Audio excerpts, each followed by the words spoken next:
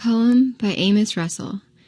The shadows lie soft on the grass, floating in sunshine seas. From shadow to shadow I pass, under the sleeping trees. Token of rest and delight, the shadow encircled by light. Hello, my name is Susan Dorsey.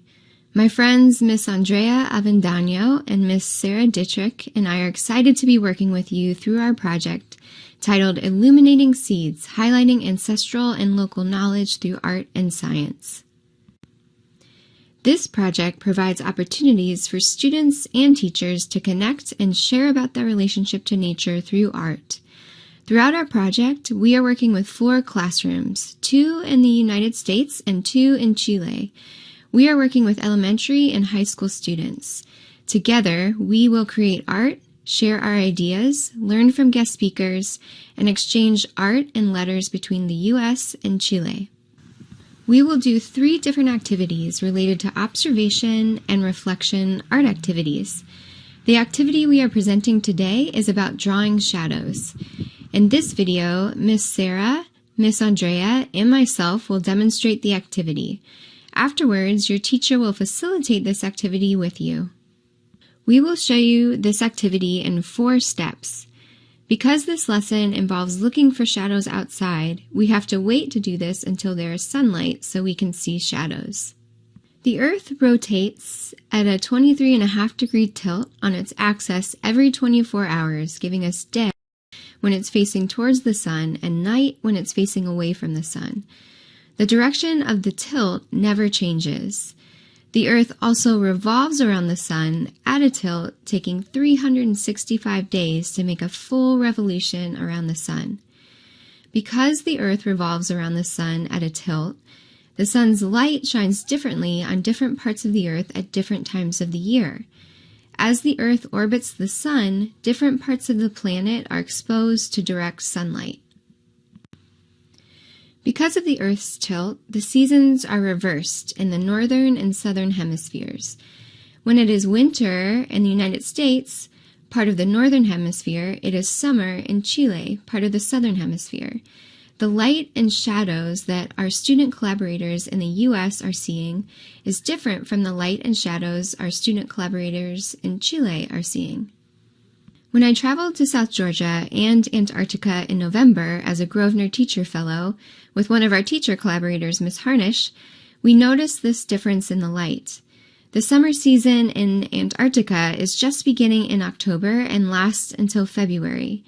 During that time, Antarctica is on the side of the Earth tilted toward the sun and is in constant sunlight. March through October are the winter months in Antarctica when the continent is on the side of the Earth tilted away from the sun, which causes the continent to be dark for 24 hours during those months. South Georgia follows a similar seasonal cycle: summer, December through March, and winter, June through September. Here are some of the shadows we saw as we observed wildlife in the southern hemisphere.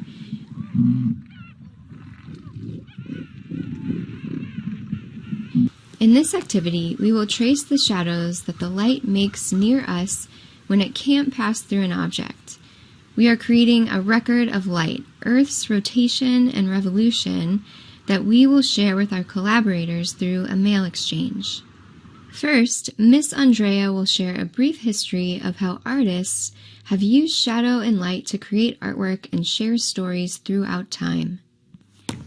So art and science have always worked together. On the first slide, we have Nancy Holt art piece. This is a land art piece where the artist works on the reflection of the moon cylinders that she made. But this reflection is also shown on the second slide where we can see the astronomy room made by the Incas in Machu Picchu, Peru. The third slide, it's a drawing that shows us the technique of light and shadows. Shadows make us think about depth and the light, the relationship between this depth and light made us think about volume. This type of technique in the art has been well developed in a movement called chiaroscuro that is shown on the fourth slide with a Caravaggio painting.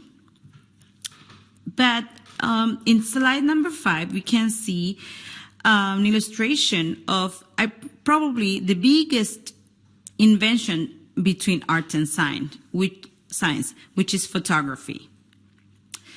Still, I think the relationship between light and shadow is not only taken, of course, by the Western civilization.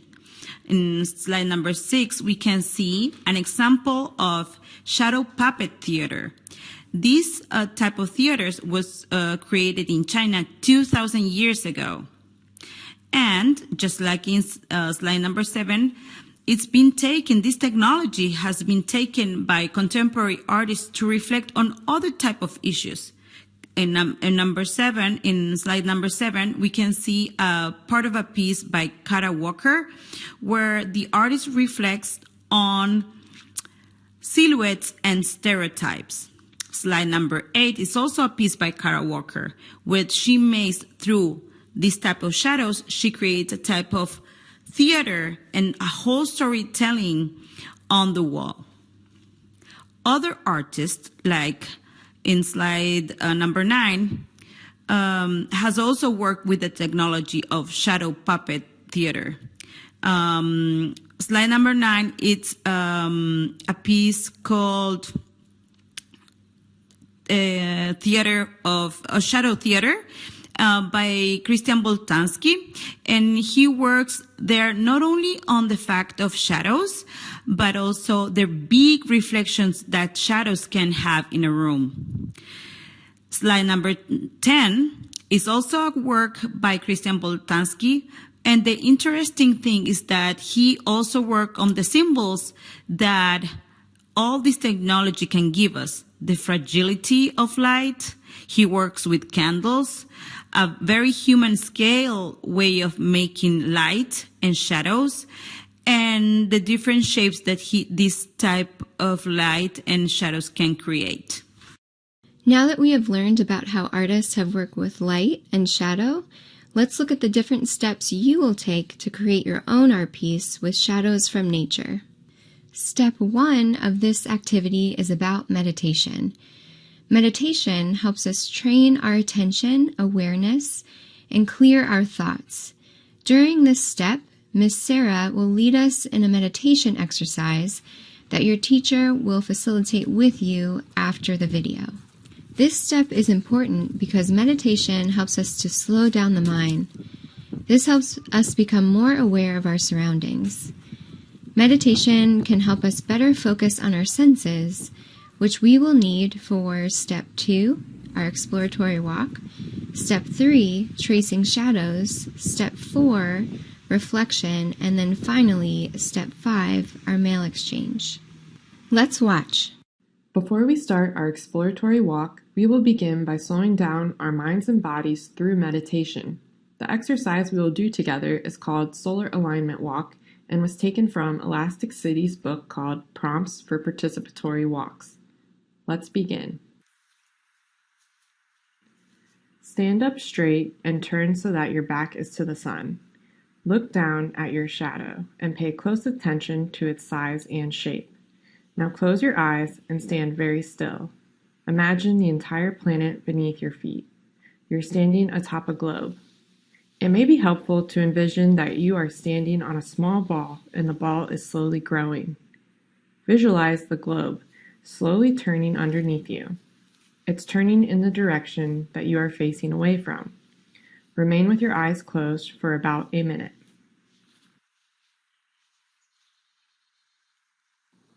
After a minute, open your eyes. Do you notice how your shadow has changed?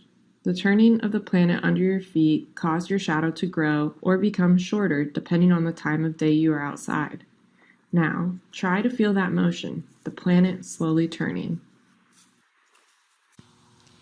Take a sketchbook or piece of paper and clipboard, pencil or pen. Now that we've slowed down our minds and brought our senses online through meditation, Let's walk slowly and use our senses to look closely at the shadows around us. As you notice the shadows around you, or in this video, notice what thoughts or questions are coming to mind. As I was looking at the shadows around me, many questions came to my mind. I wondered, are the shadows longer than the objects they are mirroring, or shorter? Where are the shadows in relationship to the objects they are mirroring? What direction are the shadows facing? Do the shadows look like the objects they are mirroring, or are the shadows different from the objects they are mirroring? How so? Are any of the shadows moving? Shadows can be felt. How does the shadow feel temperature-wise? Do I notice a difference when I am standing in the shadow versus standing in the sunlight? Your answer to this question might be yes, or it might be no, depending on what season you're in. Do shadows mean something different to me depending on what season I'm in, and why?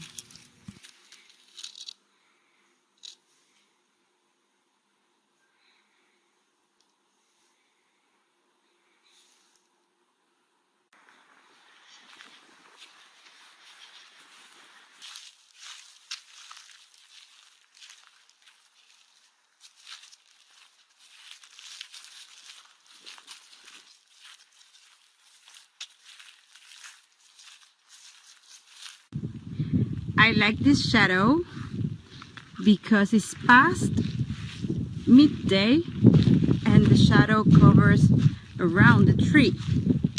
Choo, choo, choo, choo, choo. Choo, choo, choo, choo, choo.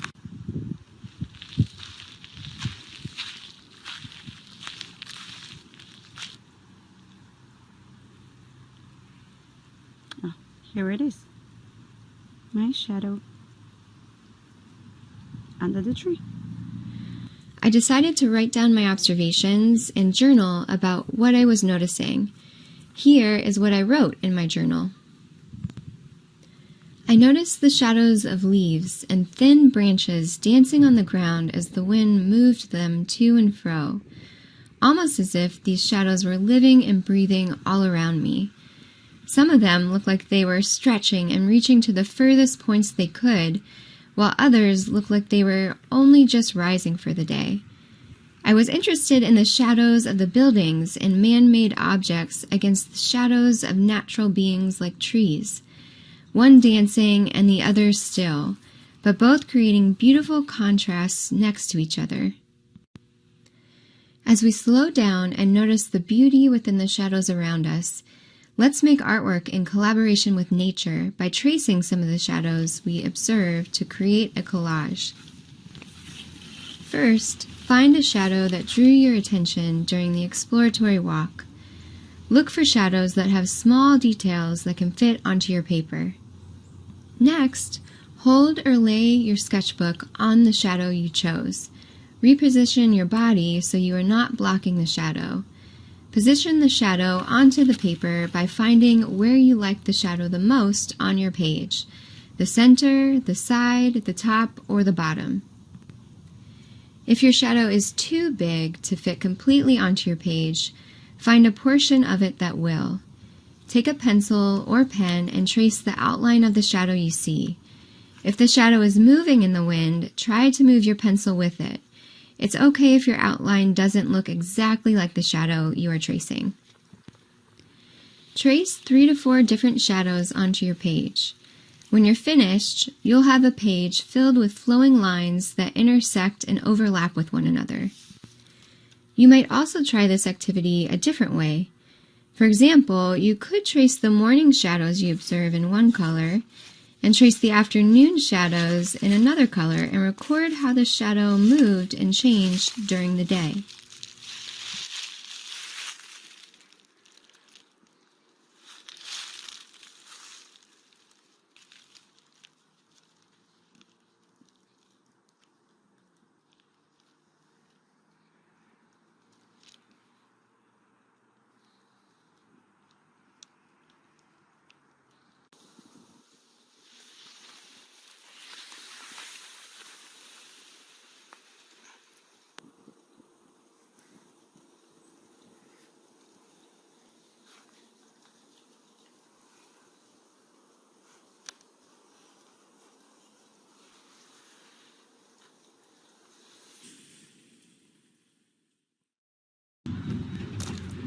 In this activity, we made space to meditate to help us slow down for an exploratory walk to notice the shadows around us.